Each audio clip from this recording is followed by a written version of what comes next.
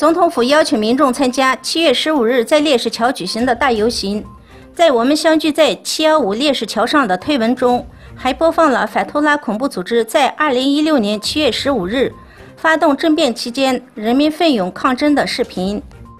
在民主与国家团结日范围内，埃尔多安首先在安卡拉拜谒715烈士墓，并在总统府与烈士亲属和军人汇聚一堂。之后将前往伊斯坦布尔参加烈士桥上举行的大游行，并发表演讲。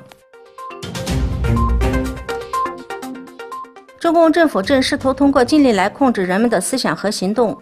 过去的一段时间里，在网络视频共享平台上，有关民众生活的视频都被禁止分享，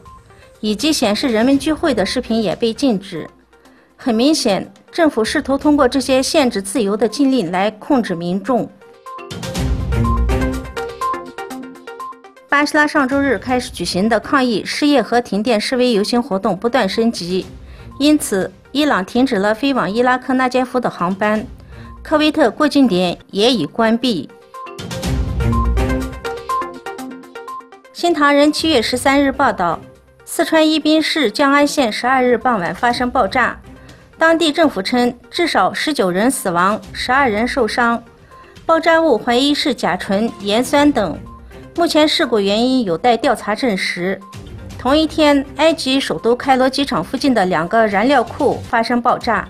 引发大火，至少12人受伤。移民公约是有关对待处理全球移民运动的首份国际文件，它首先是要为合法移民提供新前景。根据联合国代表提供的信息，目标是通过国家间合作，并在考虑国家主权的前提下，安全有序的移民。不是所有193个联合成员国都同意制定这一文件。去年12月，美国就退出了谈判，理由是若干规定与特朗普政府的移民及难民政策不一致。